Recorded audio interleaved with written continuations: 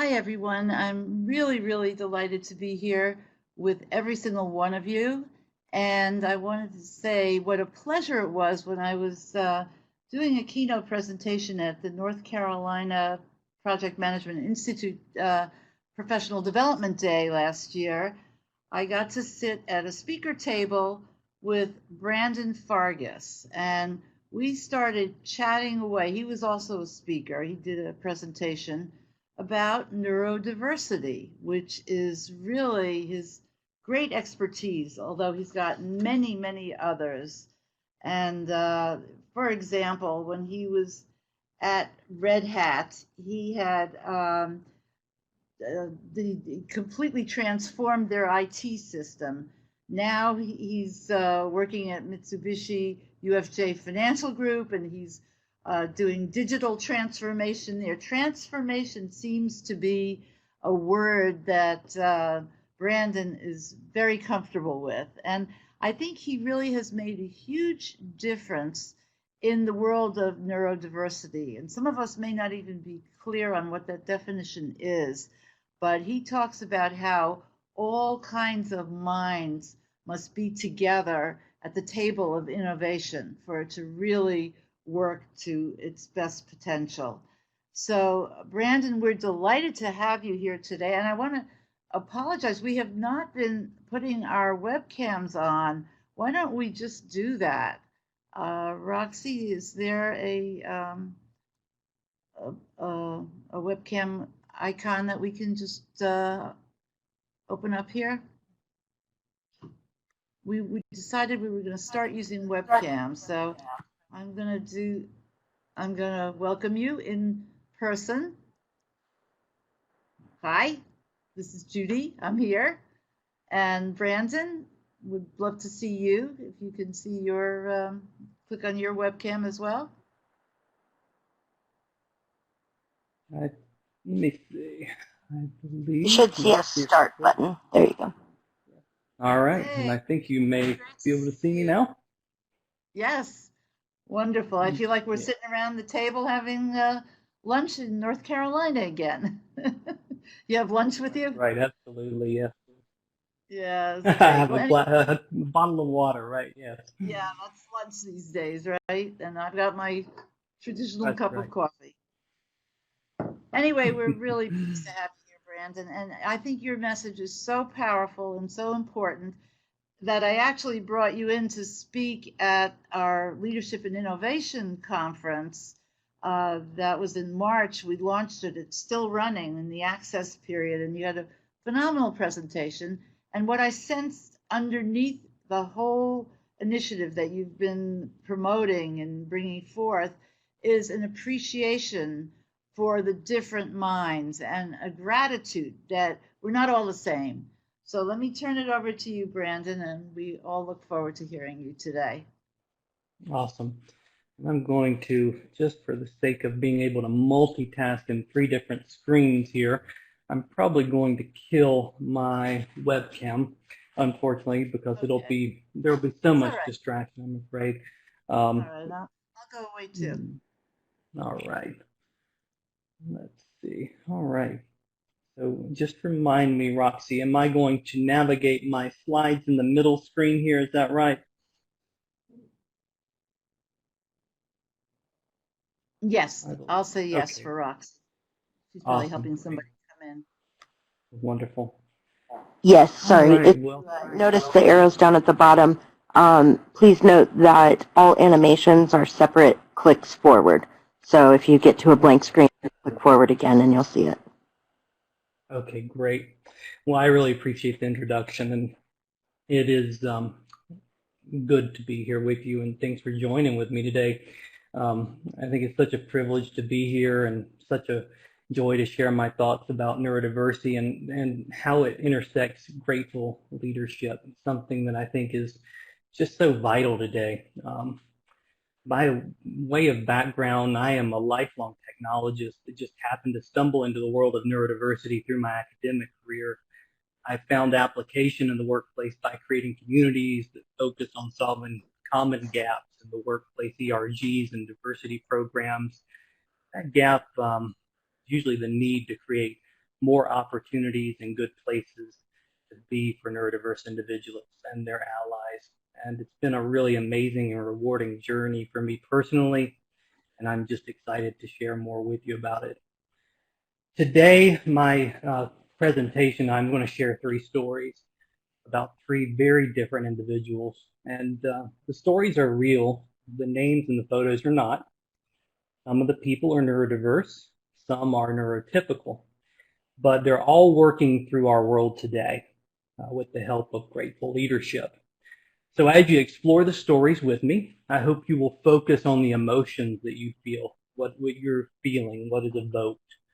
I hope you'll practice empathy. I hope you'll consider the grateful leadership that you hear about at play, and that you'll use your own heartfelt thought as you consider what you personally want to take away from our time together. I think that'll be really key. I also just want to note that I'm going to read through 20 minutes of material just for the sake of getting through all of the material, and then we'll open it up for questions after that. I find that that's good for the way everybody tends to learn differently. So I want to begin my discussion by sharing a bit about neurodiversity. Like Judy said, some people know what it is, some people don't have a clue. And today is going to be a lightning round about the subject because of the time that we have. But if this is something you are new to and you want to learn more, I'd encourage you to watch my expanded talk about it on the IIL site. About an hour long, you'll learn a ton.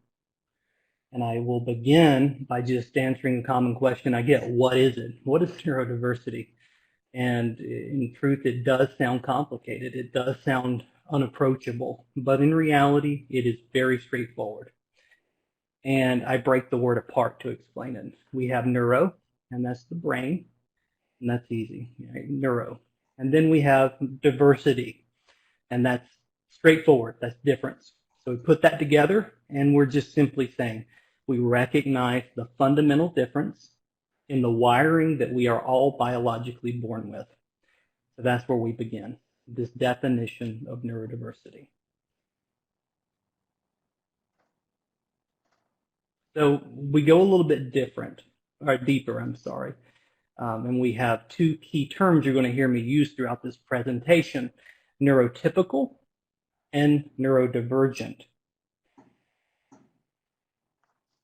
Now, again, very approachable terms. Neurotypical simply means that someone is wired in a manner that is more aligned with social or culturally accepted norms. It's important to highlight social or culturally accepted norms because those vary wherever you are, especially one region of the world to another. It's going to be vastly different. While neurodivergent is where we see a divergence from that norm.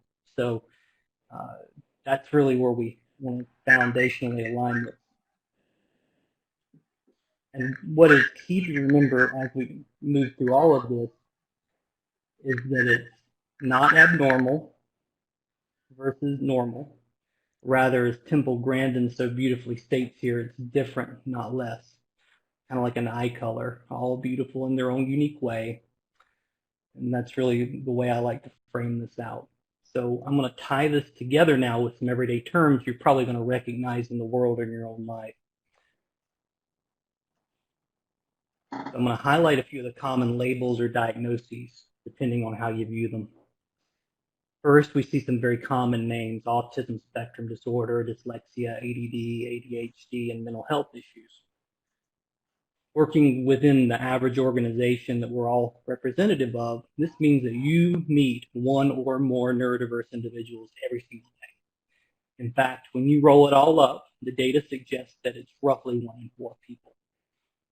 All this to say that we are in a world of neurodiversity and increasing neurodiversity that represents our current and future workforce. And in the current global situation that we're in, emerging studies and research suggest that there's a major surge in mental health concerns and the symptoms for those that are already dealing with issues related to their own neurodiversities.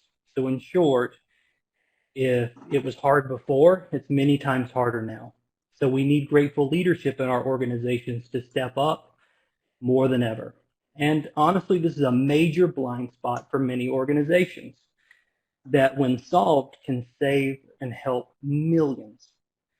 And that's not to say that many organizations haven't been stepping up. I can list dozens of companies that have been working to improve hiring practices, performance management, environmental considerations, and many other things that could support a more neurodiverse workforce. But 2020 happened, and it continues to happen, and it's like a brick, it just hit us like a brick. And we see it in the news. We live through this ever-changing landscape. It's painful, it's harsh, it hurts us all at a really human level. For those that were already vulnerable to certain needs and concerns, it only became harder. For some, just getting out of the bed becomes a maybe now.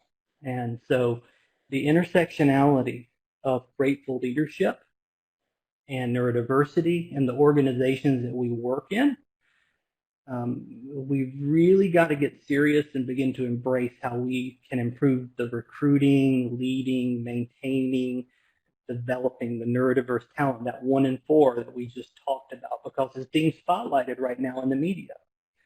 We're seeing it in real time, and those that were doing it really well beforehand are really shining right now. And others, well, they're learning about the gaps that they have in real time. So a lot of this, and I've talked about this in previous talks, many of us think about this as an innate thing in our organizational cultures, right? And we've heard the good, the bad, and the ugly when it comes to culture of an organization. And that's not something that's easily developed. So as I dive into these stories, I want you to think about the following categories that tend to make up organizational cultures and may help define a culture of gratitude. Consider the people, the processes, the environmental considerations, the leadership values, and all the training that must have went into creating and supporting the outcomes that you're going to hear about today. And just take note of how you might be able to support even small moves wherever you are, no matter your role. You might be the head of HR in a global or multinational corporation. You have a lot of influence. You might be just a person that handles recruiting, or you might be a manager of a small group. It doesn't matter. You can make small moves, and you're going to hear examples of these small moves in every story I tell, and those are examples of gratitude that you can take forward. So that's the primer to the stories. So let's go through our first story. So the first story is Angelica, and she is a neurotypical, one of the phrases, senior developer of engineering at a global engineering firm. Now, she has a large organization. She's got about 100 people. She's got 15 directs, thankfully, to help manage that, but that's a lot of moving parts right now. Her entire office, like many of us, is now work from home due to the COVID-19 concerns, but she's also a mother of 2 young girls in elementary school. And due to the shutdown, like many of us are learning, that means being a parent, teacher, and employee and leader.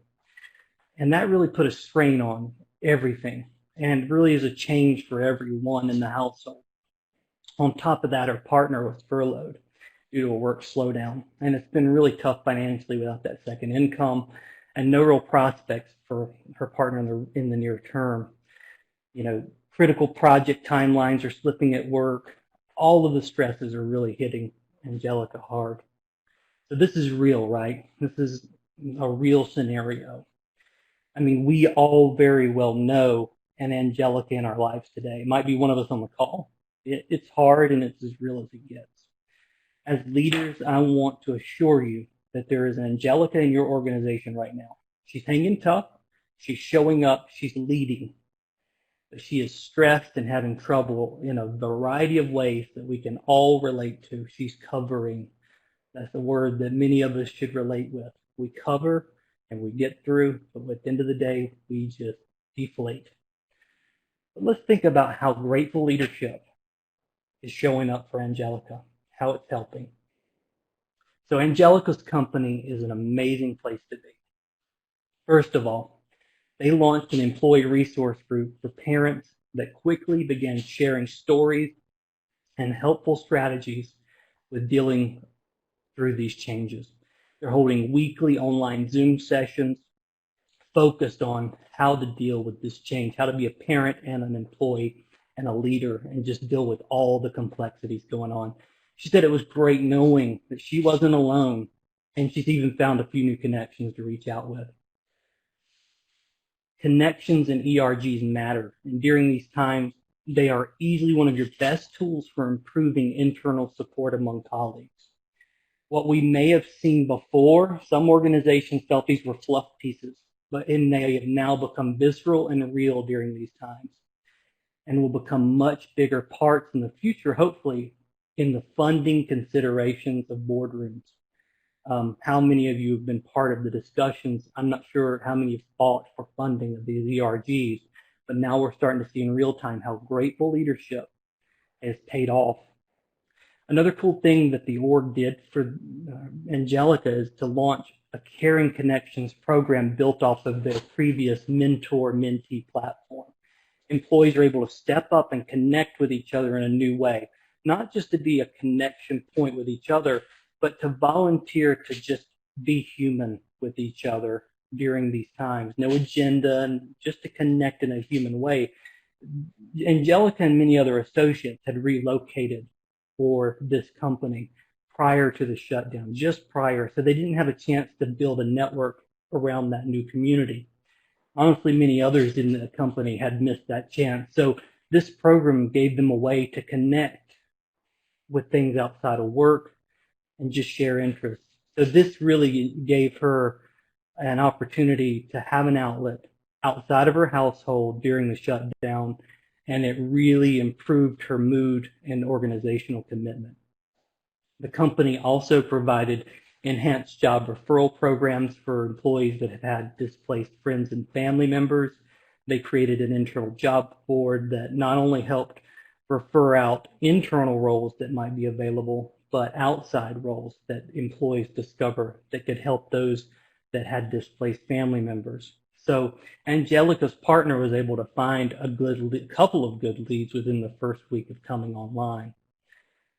Some other things that helped. Priorities had to shift, and the organization asked all departments to revisit timelines of previously planned programs to avoid failure. So that really helped shift the burden.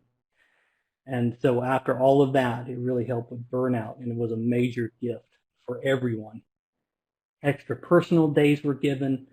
They all got $150 to help establish some things that around like working from home. She bought a headset to help her focus on those endless Zoom calls that have now sprung up. Some other things that I'll note is that her employee or her employer started communications about their EAP programs and supportive resources. They've always existed, but they said that during this time there was a major uptick in utilizations. And that Angelica, in her case, didn't even know they existed. She was one of those employees. So seeing those enhanced communications really paid off. She knew that there was something out there. And some of the sessions they were putting out, some of the lunch and learns that were coming out of this EAP program were geared toward topics like financial struggles and stress. So she was able to go. So overall, these things were in the spirit of gratitude and focus on good outcomes that really were felt throughout the organization. They increased well-being for everyone. And it took leadership that was working from heart and empathy to focus and deliver these changes that will undoubtedly pay off. And it's just several great examples of grateful leadership in action. So a good story to speak about with Angelica and her organization. I'm going to pivot now to Marvin. Marvin's story is a little different. Marvin's a neurodiverse senior developer at a major tech firm. And he lives alone, but he has some aging parents in another state. Although he has been working remotely for the past few months, his office is getting ready to reopen, and he's really concerned about that change. Part of his neurodiversity means managing anxiety and depression, which has been really difficult during the lockdown. But despite that, he thinks things have been really good with his job focus lately. He thinks it has something to do with the fact that, no noise, no outside distractions that he gets in the workplace. He's been really able to get his job done. And, Marvin's in a good place when it comes to financials. He's even had some interviews recently because his skills are really in demand. So he doesn't have some of the concerns that we heard about with Angelica, but he's in a different boat due to the neurodiversities in play. So let's see how great the leadership is showing up for Marvin in his company. So Marvin's company actually does know about his neurodiversity. He's really open about it to his management, and he actually even leads the neurodiversity employee resource group. In fact, when it was the first thing that he did with that group when they went remote is started to host a virtual meetup every week.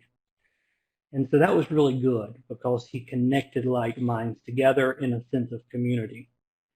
And as the company began communicating a reopen date, the ERG quickly came together to discuss, hey, this isn't really working. They're communicating a reopen date, but they're not really communicating great plans for the reopening. And everyone was really feeling a sense of anxiety and panic among these neurodiverse associates and their families. So as a group, they actually came up with a great plan. They came up with new communication plans and suggestions that they were able to, because of their size and the ERG status, they provided it to the executive leadership. The leadership was like, wow, we have a blind spot here, and they immediately started utilizing it and went a step further. They recognized they had put that reopening plan ahead of some associates' needs that they cared about, and they began hosting weekly leadership circles. They hosted many other interactive ERG focus groups and did various other things to improve that gap. And it went a long way for both Marvin and many others in the company. They were also able to facilitate EAP-based therapists to come in weekly via Zoom and other methods to host mindfulness and related sessions for the entire company, which were so well received that they exceeded the capacity of the sessions. But that just showed the pent-up need for this type of stuff, the anxieties, the need for coping mechanisms, the well-being focus. It also shows how ERGs can help employers improve themselves and why they should exist in the first place, one of the many reasons. Leadership also noticed something cool. They said, during this remote period, we're hearing a lot about increased productivity, and they're hearing that a lot of the time it's due to less distractions and the environment being better, the open spaces, low lighting, things like that. So they're actually launching a research kind of program to investigate how they can improve their own environment, look at some flex workspace and hours and things like that to really figure out how they can bring that in-house. Should they be doing more work from home? Should they be changing work dynamics so that they can, not take advantage of it, but improve the associate's experience in a way that could also benefit the employer? So there's a lot of grateful leadership that went into Marvin's story that didn't happen as proactively, but again, will pay off in many ways for the associate's life cycle and also for the employer. So a good story there. And our last story today focuses on Peter. Now, Peter is neurodiverse as well. He was a site lead at a hospitality firm, but had to be permanently furloughed due to the economic downturn that hit that particular segment or sector of business. Now, he's the father of 3, and he's in urgent financial need. He also manages some autism spectrum symptoms and needs that has really made it difficult for him personally. Now, this is a very difficult scenario, and you kind of ask yourself, well, how can leadership of a company respond to such a tough situation? But they can show up and they can do several things. And again, we see community as a big theme here. In this case, leadership supported a virtual meetup community for both those displaced and those still employed to stay connected and support of one another. So it wasn't simply goodbye and farewell, here's your severance or here's your final check, rather a true support system that remained. The company also extended an EAP plan with an added perk of some healthy living programs to all of its employees, including those furloughed. that would continue to stay in touch with managing certain things that they knew would be hard during this period, especially around financial distress. And the remaining employees got together in community spirit and created a grassroots employment network to help anyone displaced tap into their collective network in support of a fast connection for reemployment. Peter's employer also remained in touch to advise of postings like you would expect, but they also did outplacement services and resume building services as much as they could to support his reemployment. Another very unique thing that Peter's employer did, which was very helpful, is that they actually took extra care during the offboarding process, something that many, many organizations miss when working with neurodiverse individuals. They knew Peter was neurodiverse, and they not only spoke to him about the steps that were involved in offboarding, but they also had information printed and ready for him during that process, knowing that people learn and retain information in different ways. They had that information printed so he could take it away with him and ask questions after he was informed. They also had a neurodiverse trained leader and specialist to speak alongside HR to communicate that change. This allowed him to be guided through any immediate emotions with the help of someone trained to manage that, not just a piece of paper and told this is your last day, or even worse, via a phone call or an email. That was managed with someone that knew the ins and outs of this dynamic. So grateful leadership is possible in any situation. It's possible through practicing empathy, care, and just communication and community. So when you think about all these stories, I think you picked up on some good tips and key themes. Grateful leadership, whether in neurodiverse, neurotypical individuals, relates to how we communicate and we support each other at a human level. It really requires leadership training, not only about neurodiversity and how that applies, but how to lead with heart, and how we also require, when we are speaking about neurodiversity, but how we require visibility. Visibility in the creation of neurodiversity groups, visibility as neurodiverse individuals self-identify. Visibility is vital to creating grateful and caring organizations about this particular group, neurodiverse individuals. They need to know that they exist so that they can create creative organizations and programs for them. So those are some key themes I'd highlight. But perhaps the most important theme we've heard is community. So whether you're leveraging an existing employee resource group framework by creating a neurodiversity or well-being program, community goes the longest way to help promote good outcomes like you've heard in our stories today. And why is that, you think? Well, these stories are not typical, honestly. These are great organizations. These are caring organizations. But there are many organizations that stand in stark contrast to what I've shared.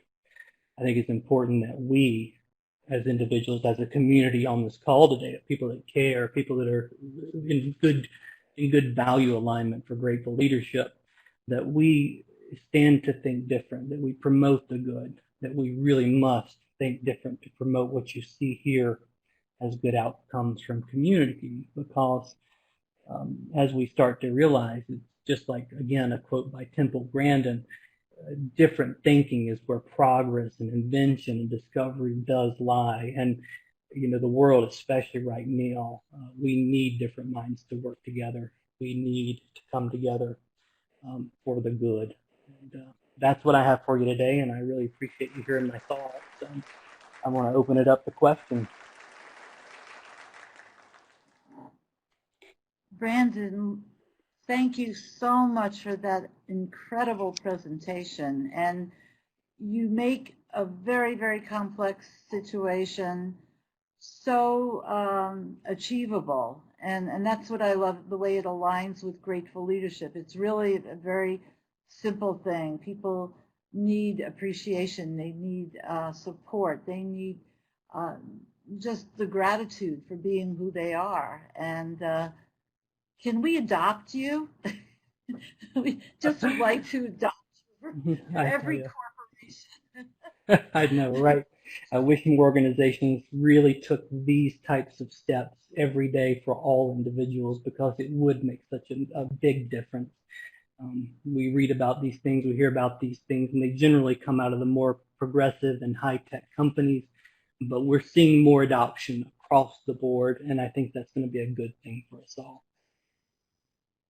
That's wonderful. And Harry Waldron wrote in the text chat, what an informative and realistic presentation of needed new 2020 leadership skills to better recognize and address unique needs, and then add in complexities for work at home and virtual teams to all examples as well. So yeah, I think it's really an amazing initiative that you are bringing forth, and I think every organization needs this kind of focus. The way I preach grateful leadership and teach it, you teach and preach neurodiversity and meeting special needs to have the greatest success everywhere.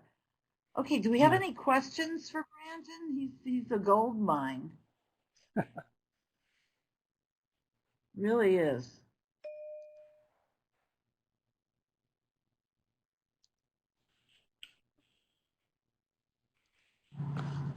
I have a quick question. Yeah, go ahead. What kind of recommendations do you have for approaching this topic with higher leadership in your organization?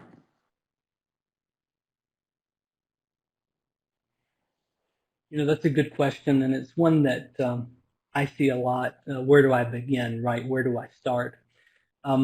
There are two ways that I've seen many individuals be successful at this. Large organizations often have a framework. Matter of fact, I would say, let's just call it 8 times out of 10, large organizations have a framework to begin building out communities like this. So let's just say an ERG. So if you had interest in this topic and you're in a large corporation, most of the time there are frameworks to create ERGs that you can approach senior leaders with.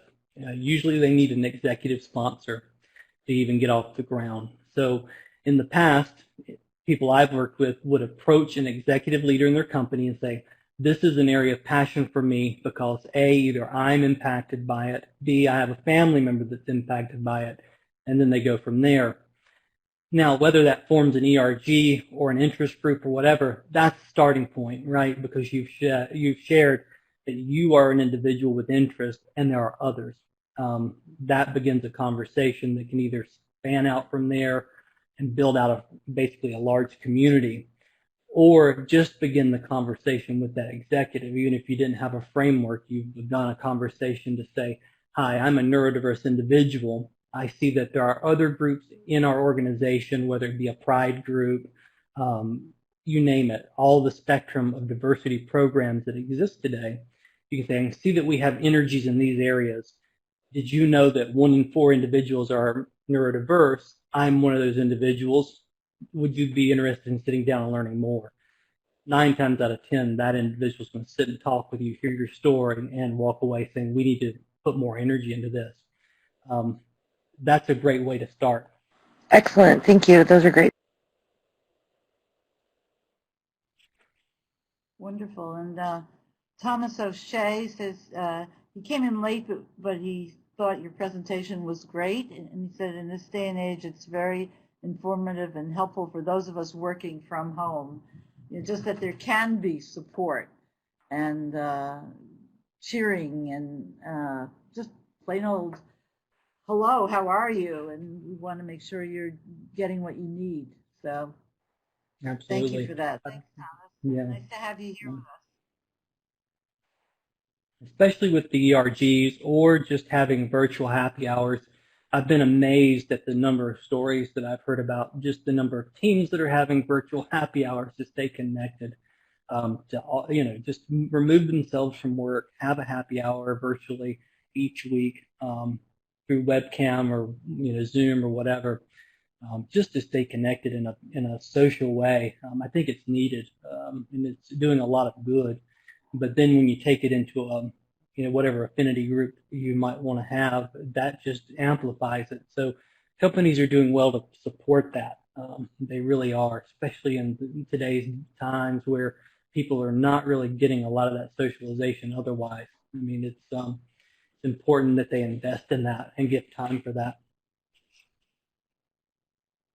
Absolutely.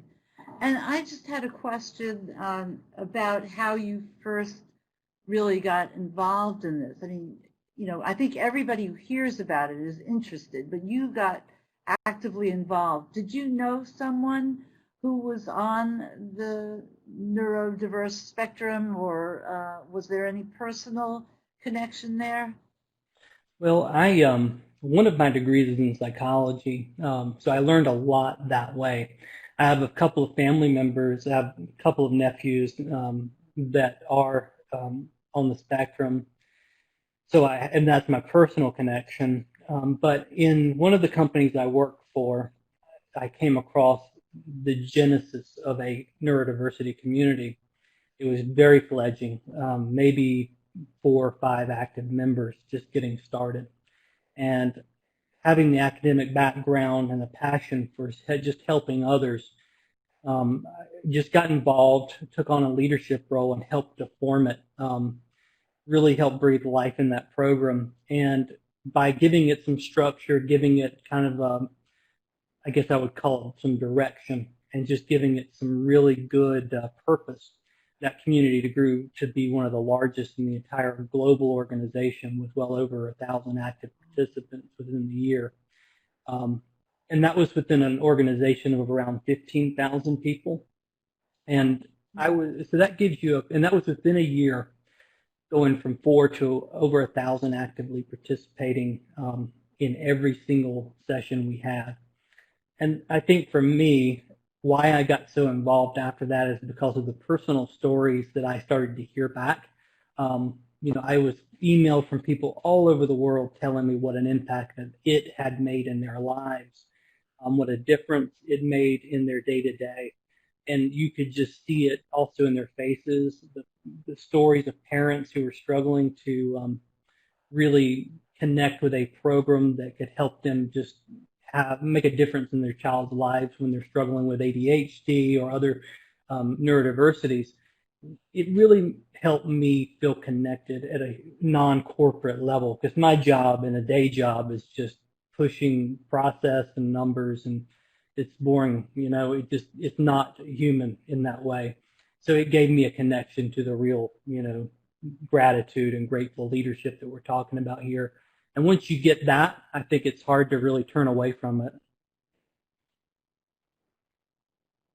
Well, keep that initiative going, because I know we need leaders to do that. And everybody thinks it's a great idea when they hear about it, but somebody needs to make it happen, and you need to keep inspiring people to know they can make it happen. It's not so complex. It's not that challenging. So no, not at all. Thank you so much for being here with us today, and we welcome you back anytime. Become a member of our community and take the message of grateful leadership as the context for neurodiverse initiatives forward, and you got a real winner. No, thank you so much, everyone, for joining today. It was great to have you. All right, well, we hope you can stick with us while we go through some of the wonderful contributions from our members. We have some dedicated members who just every month submit their wonderful contributions. And I often start with Harry Waldron, because it amazes me that he can make an acrostic every month filled with the essence and the heart of grateful leadership. So he talks about uniting in gratitude because of the July 4th celebration, and I think Canada Day was July 1st, and many countries celebrate their unity and their statehood. So he talked about uniting in gratitude. And here are some of the nations that celebrate their birthdays in July. Wow, this is a great list. I forgot that it's such a long list. Rwanda, Somalia, Belarus. Anyway, it goes on and on. Where's Canada? I was told by Don Officer that I didn't congratulate him on Canada Day, even though he wished me a happy July 4th. So I learned that one the hard way. But anyway, thank you, Harry, for always coming through and always just bringing forth the essence of grateful leadership. These contributions, by the way, are all on the Center for Grateful Leadership website under member articles. So you do have to join to see the articles, but joining, if you're not already a member, takes 2 seconds. And we'd love to have you, and then you can see all of these wonderful things. We have also a Gratitude Connection article, and Don Officer has been doing one of these a month, and we wanted to make sure that everybody was kind of incentivized to read the article, because Don does such an amazing and careful study of other initiatives, other books that connect to the grateful leadership movement. And so Harry Waldron volunteered to do a little teaser each month for Don's articles, and they're worth it. Harry and Don collaborated on this little intro. It says, "Our fast-paced, chaotic world often blinds us to all that we have, yet surprisingly, we can always find authentic gratitude even in times of pandemic and unrest. Solitude gives us permission to take a time out to meditate and reflect on what matters." And Don, did you want to say just a couple of words about the connection to this book on solitude and also the Atlantic article that I just found amazing in your reference to it? You want to take the mic, Don?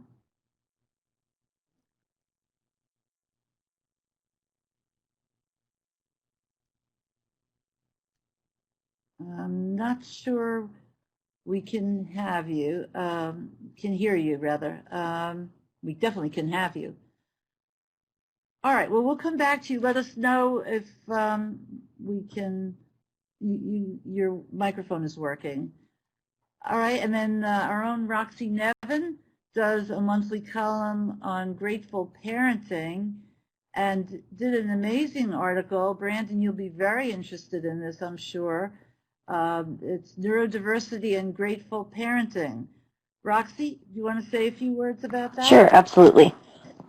Most people who are regulars here probably know that I'm on the spectrum myself, and I have 2 children out of the 4 at home that are also diagnosed with autism and on the spectrum. And it's really interesting to see the differences between raising my neurodiverse and my neurotypical children. And so I find that changing things up a bit works best for us because it's not the same. It's definitely not the same. And I won't say that it's more challenging to be a parent to a neurodiverse child because they both present their own challenges, and both sets of my children are, with their differences. Sometimes my neurotypical children are more challenging, and sometimes my neurodiverse children are more challenging. But, I really like having the ability to know what they're going through myself, and I think it helps me understand them better and know how to parent them better. And maybe that's why I find my neurotypical children just as challenging as my neurodiverse children. But I just wanted to share a little bit here at the bottom with you. You can see one of the biggest priorities to me with my own children is that they grow into, kind and grateful adults who know how to express gratitude. And it's just a different approach for each kid. And I think that it's important to find that balance and, have that support system to help with that.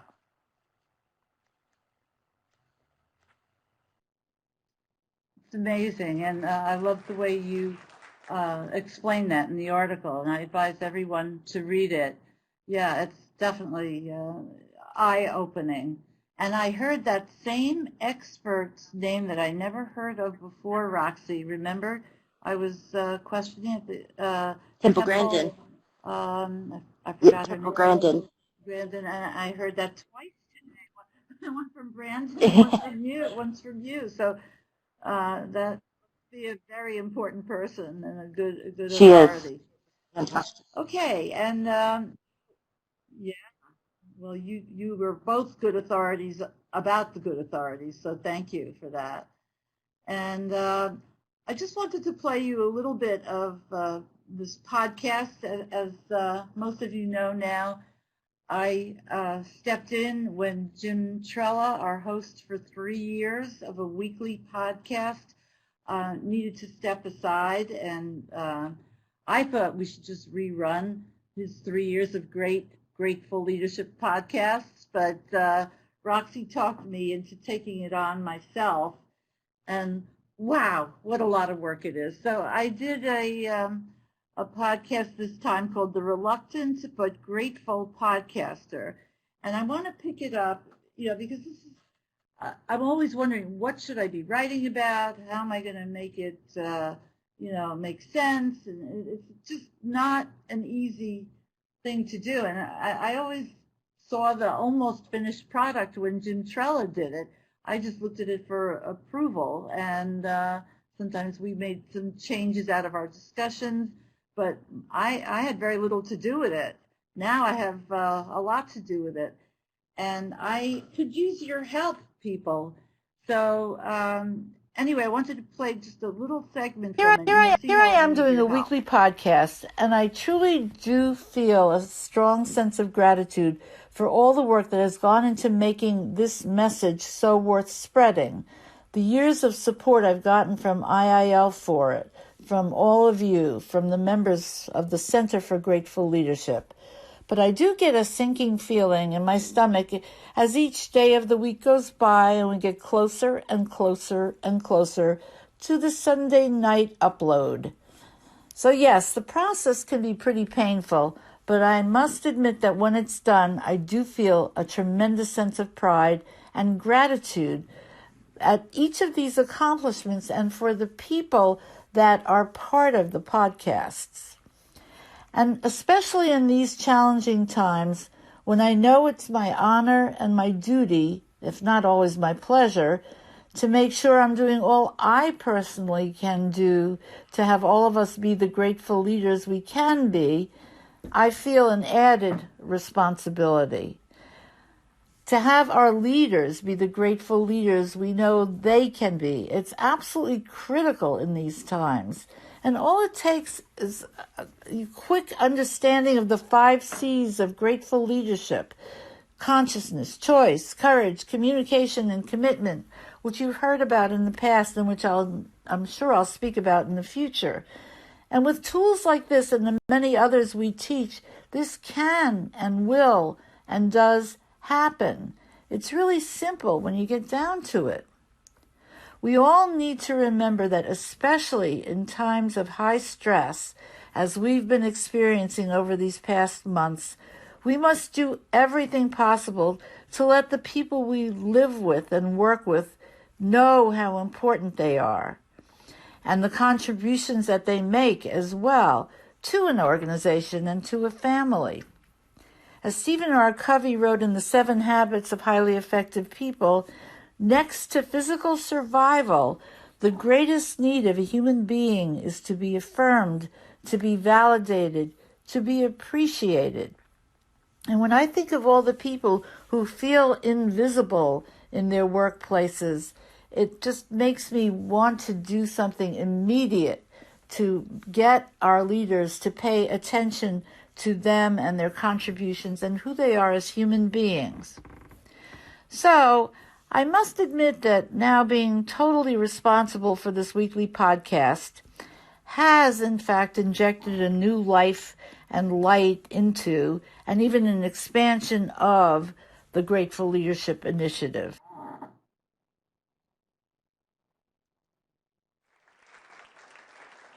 So that's kind of the, thank you, the summary of, I'm very ambivalent about this, but I would love your ideas for what you would like to hear about in the podcast.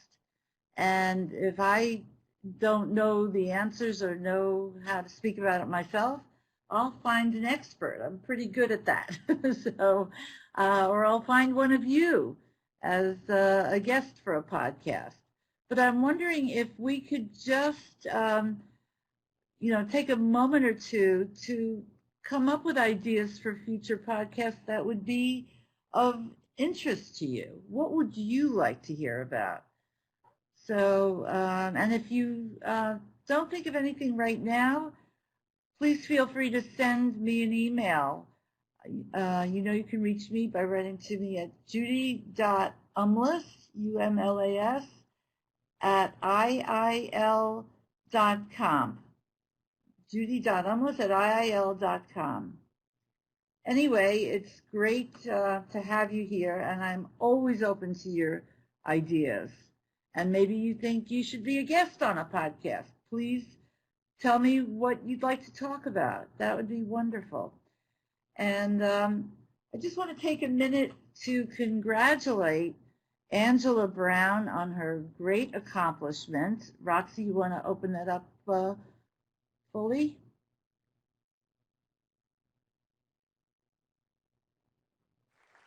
Angela has achieved her Grateful Leadership Certified Professional status and level 1 of 2. And I'm very, very proud of her. Angela, I know you were having troubles with your audio, or we'd invite you to speak. If they've been fixed, let us know if you want to say anything. She's saying, woot, woot. She's thrilled. That's great. And this has been a long time in coming. And Michelle Millette, who is a holder of a Grateful Leadership Certified Professional Level 2 of 2 certificate, is cheering you on, Angela. So, Angela, maybe you will make the journey to where Michelle is. Michelle is teaching classes in Grateful Leadership at Volvo. She's been doing it for the past, I always get the year wrong, what is it, 4 years? Michelle, 6 years? Infinity? It seems like it's been forever. 2015. Wow, 5 years. Amazing. And we're very, very proud of you, Angela, for just carrying this forward. If you started it at one company and didn't get the buy-in and the support you needed there, and then when you came to your current company, you got a cheerleader and a lot of support for doing this. So we're expecting to hear great things from you about what you're doing. And I think you had an idea for a podcast. What does it feel like when you have a grateful leader in the workplace? Interview with people who work near around us. Interesting. So, in other words, when you don't report to a grateful leader necessarily, but you know there is one out there, then how does that feel? I think that's what you're saying, but we can talk about that offline too. And Roxy just put in this little promotion. The Leadership and Innovation Conference that IIL launched in March is still running. We decided to keep the access period open till the end of the year, given the circumstances we're living in. And I was one of the speakers, as was Brandon, and we both welcome you, I'm sure. And this is a little discount code if you sign up and use CGL members in the discount code. It takes $10 off, and we'd love to have you there. And Roxy, do you want to just also tell a little bit about what people can earn for today's webinar? Newly, this is new news. It will be good for some, if not all of you. Go ahead, Roxy. You made it happen. Yes, here's the information for retrieving a PDU credit from PMI. If you're a project manager or working towards certification, you can get a PDU credit for this webinar, and there's the information. I've also placed a link to the conference registration page into the text chat, so if you have not already registered for this conference, it is a fantastic one, and also it comes with plenty of PDUs if you're working towards certification. Yeah, I think it's 26. Something like that. It's a lot. Which is almost enough certification. 30, Okay. 35 is all that's needed, I believe. So. Yeah, I'm not sure, but Yep. it's a big chunk. All right. So next month we will be having, I'm excited to say, Doug Conant. He's the former CEO of the Campbell Soup Company, and you may have heard his story. He, in his leadership of Campbell Soup Company, he wrote 30,000 handwritten thank you notes and notes of appreciation to his employees, 30,000. And he said he used to write like 20 a day each way commuting. And he'll tell you the story of that next month. We're excited about having him. He's also the head of Conant Leadership, and recently released a book called Blueprint, 6 Practical Steps to Lift Your Leadership to New Heights. So that'll tie in very well with what we're doing here. And he's got the spirit of a grateful leader for sure. So thank you all for being here today. Roxy, do we have anything else that you want to add? I don't think so. I think we've gone through just about.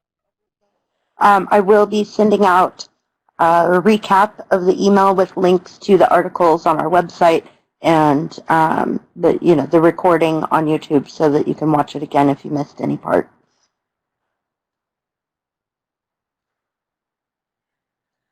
Okay, that's great. And Harry always he ends with us. Have a great and grateful afternoon and safekeeping to all. Thanks, Harry. And those of you who are still here, we're happy to chat. Gina, I'd love to know how you